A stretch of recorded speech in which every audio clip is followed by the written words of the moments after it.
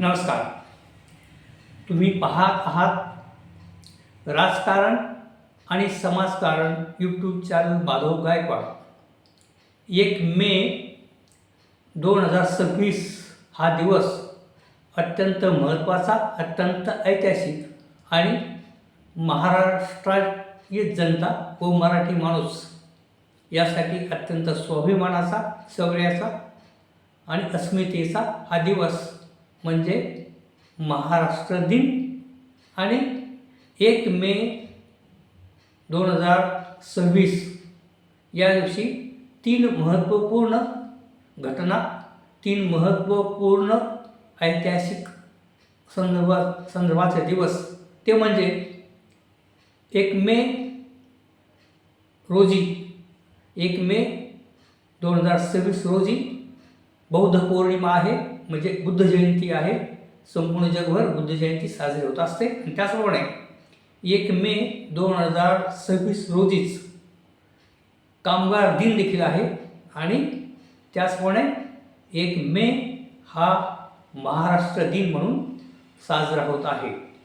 आणि म्हणून या 3 घटना, हे 3 प्रसंग, हे ऐतिहासिक प्रसंग या संदर्भामध्ये या 3 दिवसाच्या दिनांचे महत्त्व आणि त्या संदर्भात थोडीशी माहिती व त्या विषयांबद्दल, त्या प्रसंगाबद्दल आणि त्या ऐतिहासिक दिवसाबद्दल, त्या दिवसाची पूर्वपीठिका म्हणून मी थोडक्यात आपल्याशी बोलत आहे. तरी कृपया हा व्हिडिओ आपण शेवटपर्यंत पहा.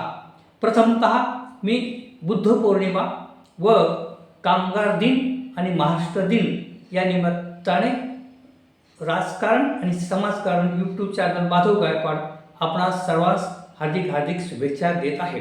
तेव्हा या दिवसांच्या पूर्वपीठिका सांगत असताना मी आपल्याशी थोडक्यात बोलत आहे. तर बुद्ध पौर्णिमा ही जगभर साजरी होत आहे आणि 1 मेलाच ही बुद्ध पौर्णिमा येत असल्यामुळे जगभर बुद्ध पौर्णिमा साजरी होत आहे.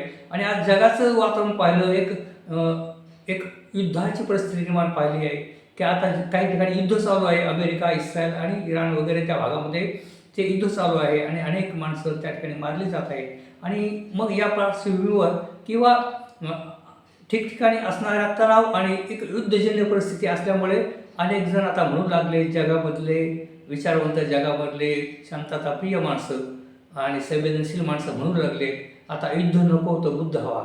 अर्थात म्हणजेच बुद्ध म्हणजे अहिंसा, शांतता, समता, बंधुत्व आणि प्रेम या विचाराचा बुद्ध धम्म आणि बुद्ध विचार. आणि म्हणून जगाला आता बुद्धाच्या विचाराची गरज आहे. आणि म्हणून या दिवसात अत्यंत महत्त्व आहे बुद्ध पौर्णिमेचं. आणि म्हणून या ठिकाणी जगभर बुद्ध जे राष्ट्र आहे, ज्या देशांमध्ये बौद्ध धर्मियांची संख्या जास्त आहे त्या देशामध्ये आणि इतर भारतामध्ये आणि इतर जगातील इतर देशांमध्ये देखील बुद्ध पौर्णिमा मोठ्या प्रमाणात साजरी होत असते. आणि म्हणून या आणखी महत्त्वाचा दिवस म्हणजे कामगार दिन.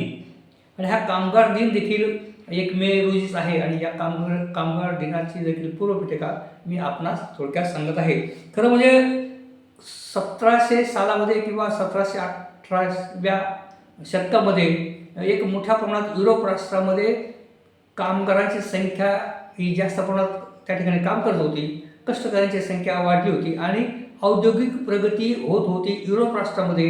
आणि औद्योगिक प्रगती होत असताना म्हणजे कारखानदारी वाढत होते, उद्योगधंदे वाढत होते, शेती वाढत होती. आणि या सर्व गोष्टीमध्ये या औद्योगिक प्रगती होत असताना कामगारांची, कष्टकऱ्यांची, मजुरांची संख्याही त्यांना मोठ्या प्रमाणात लागत होती. आणि त्यासाठी कामगार मोठ्या प्रमाणात वेगवेगळ्या देशातून त्या युरोप राष्ट्रामध्ये जात होते. आणि ब्रिटिशांचं राज्य जगभर असल्यामुळे अनेक देशातून ते मजूर देखील त्या भागामध्ये घेऊन जात होते. आणि म्हणजेच औद्योगिक क्रांतीला सुरुवात झाली होती 1717व्या शतकात किंवा 18व्या शतकात. आणि त्याच वेळेला कामगारांवर मोठ्या प्रमाणात कामाचा एक बोजा त्या ठिकाणी त्या ठिकाणचे भांडवलदार असतील, जमीनदार असतील किंवा उद्योगपती असतील किंवा कारखानदार असतील, ही मंडळी कामगारांना 15 तास 16 तास अशा पद्धतीने काम देऊन राबवत होते.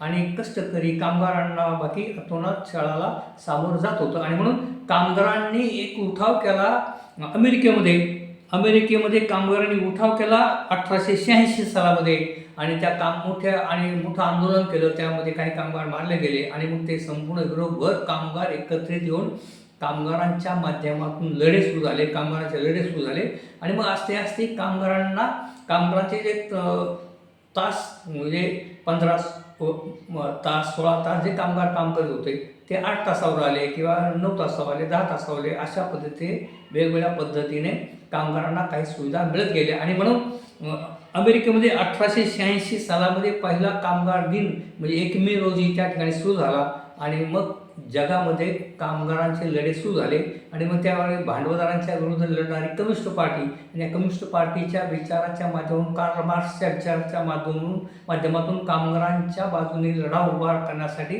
त्यावेळेचे कम्युनिस्ट नेते उभे राहिले जगभर आणि मग कामगारांच्या सोयीसुविधा कामगारांचे हक्क यासाठी जी आंदोलन होत राहिली आणि मग ठिकठिकाणी संपूर्ण जगामध्ये कामगार दिवस हा साजरा होत राहिला.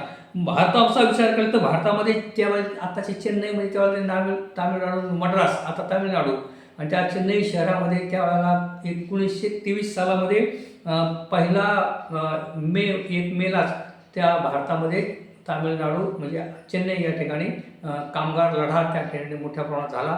कम्युनिस्टांच्या माध्यमातून लाल निशाण या पक्षाच्या माध्यमातून आणि 1923 पासून भारतामध्ये देखील 1 मे हा कामगार दिवस साजरा करण्यात आला.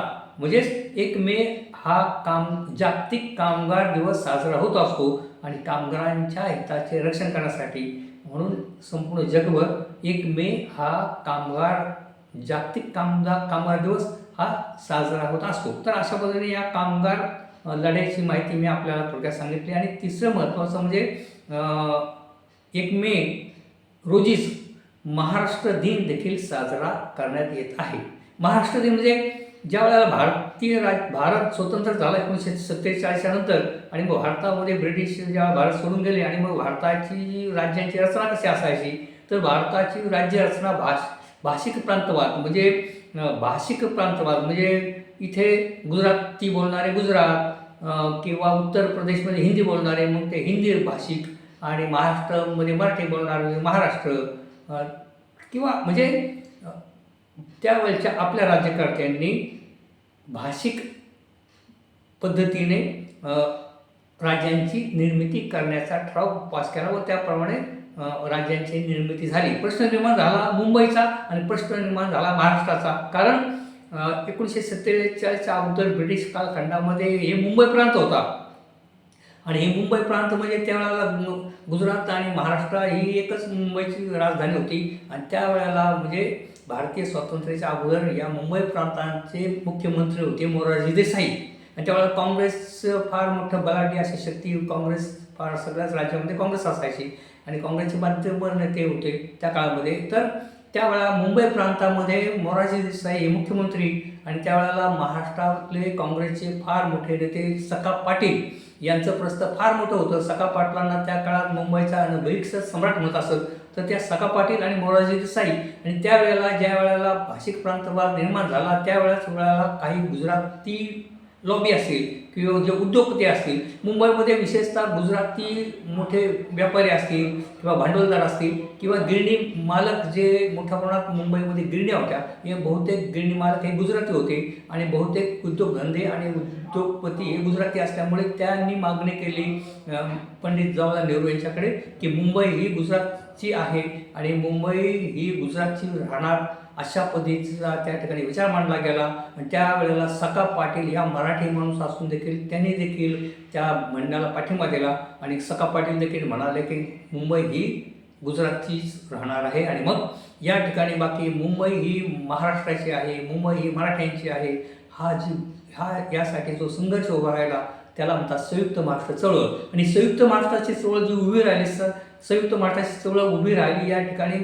मुंबईसह संयुक्त महाराष्ट्र झालाच पाहिजे यासाठी संयुक्त महाराष्ट्राची चळवळ उभी राहिली. म्हणजे सेनापती बापट असतील प्रबोधनराव ठाकरे असतील प्रके अत्रे असतील अनेक माध्यमर मंडळी त्या एस एम जोशी असतील नानासाहेब गोरे असतील अनेक मंडळी त्या म्हणजे जे आंदोलन उभं राहिलं 105 हुतात्मे झाले. ज्या वेळेला मोरारजी देसाईंनी आंदोलन आंदोलकांवर गोळीबार केला आणि 105 हुतात्मे त्या ठिकाणी मारले गेले, मराठी माणसं मारली गेली. आणि मग आज देखील हुतात्मा चौक जे म्हणतात ते यांचं स्मारकच आहे. ते त्या ठिकाणी 105 मुंबई ही महाराष्ट्राची राजधानी, मुंबई ही महाराष्ट्राची आहे यासाठी जे आंदोलन उभं राहिलं, त्या आंदोलनात 105 हुतात्मे गेले. ते स्मारक आजही मुंबई फोर्ट या ठिकाणी उभं आहे. आणि म्हणून या आंदोलनाच्या माध्यमातून आणि हे संयुक्त महाराष्ट्र चळवळ उभी राहत असताना संयुक्त महाराष्ट्र चळवळ उभी राहण्याचा जो पाया उभा केला तो भारतरत्न डॉक्टर बाबासाहेब आंबेडकर यांनी. ज्या वेळेला अशी मागणी आली की मुंबई ही गुजरातची आणि त्यावेळेला मागणी करण्यात आली आणि त्यांनी सांगितलं का सगळे जी उद्योगपती लॉबी आहे, जे उद्योगधंदे आहेत ते सगळे गुजराती लोकांचे आहेत आणि मुंबई ही गुजरातची आहे. आणि त्यावेळेला मग बाबासाहेबांनी एक मोठा प्रबंध लिहिला आणि त्यांनी अनेक सवाल केले. बाबासाहेब म्हणाले की मुंबई ही नैसर्गिकरित्या ही महाराष्ट्राची आहे. मुंबई ही खरं म्हणजे कोळ्यांची, मुंबई ही म्हणजे आगऱ्यांची, मुंबई ही भंडाऱ्यांची. ही जी 7 बेटं होती त्या 7 बेटावर राहणारे इथले कोळी, इथले भंडारी, इथले आगरी हे मूळ मालक आहेत आणि ते मराठी आहेत. आणि मग बाबासाहेबांनी सांगितलं की मुंबईवर नैसर्गिक अधिकार आहे मराठी माणसांचा आणि तो आहे महाराष्ट्राचा. आणि बाबासाहेब आंबेडकरांनी एक ग्रंथ लिहिला, बाबासाहेब आंबेडकरांनी एक प्रबंध लिहिला आणि त्यांनी ठणकावून सांगितलं तत्कालीन मोरारजी देसाई आणि तत्कालीन पंडित जवाहरलाल नेहरू यांच्या सरकारला की मुंबई ही महाराष्ट्राचीच आहे. कारण बाबासाहेबांनी अत्यंत सखोल अभ्यास करून त्या ठिकाणी सांगितलं की किती प्रमाणात मराठी माणसं आहेत, किती प्रमाणात मराठी बोलली जाते आणि एक नैसर्गिकरित्या महाराष्ट्रामध्येच मुंबई राहील हा जो हक्क आहे तो मराठी माणसांचा आहे. आणि बाबासाहेबांनी जो प्रबंध लिहिला, बाबासाहेबांनी चाणक्यबाज असं एक प्रबंध लिहून सरकारला जाब विचारला की मुंबई ही महाराष्ट्रापासून कुणीही तोडू शकत नाही. आणि बाबासाहेबांनी इतके काही प्रश्न उभे केले सरकारला की सरकारला त्या प्रश्नांची उत्तरं देता आली नाहीत. आणि मग त्या पार्श्वभूमीवर पुढे मग एक मोठं संयुक्त महाराष्ट्र चळवळ उभी राहिली. आणि 1 मे 1960 रोजी पंडित जवाहरलाल नेहरू यांनी आपल्या संयुक्त महाराष्ट्र म्हणजे महाराष्ट्र मुंबईसह महाराष्ट्र घोषित करण्यात आला. आणि 1 मे रोजीच खरं म्हणजे पहिले महाराष्ट्राचे मुख्यमंत्री यशवंतराव चव्हाण यांच्या हस्ते मंगल कलश घेऊन 1 मे 1960 रोजी महाराष्ट्र राज्याची निर्मिती झाली. आणि मग तेव्हापासून आत्तापर्यंत 1 मे हा महाराष्ट्र दिन हा साजरा होत असतो.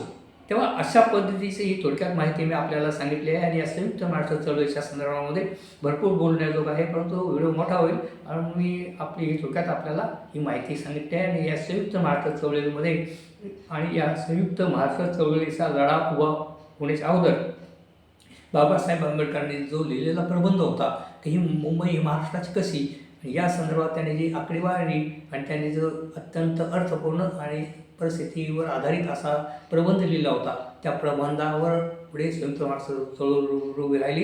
आणि या संयुक्त महाराष्ट्र चळवळीमध्ये जे म्हणजे प्रबोधननाथ ठाकरे असतील, प्रके अत्रे असतील, सेनापती बापट असतील, नानासाहेब गोरे असतील आणि त्यांच्याचबरोबर बाबासाहेब आंबेडकरांचे सहकारी असणारे दादासाहेब गायकवाड असतील, भंडारे असतील, बी सी कांबळे असतील या नेते मंडळींनी देखील या संयुक्त महाराष्ट्र चळवळीमध्ये फार मोठं त्यांचं योगदान आहे.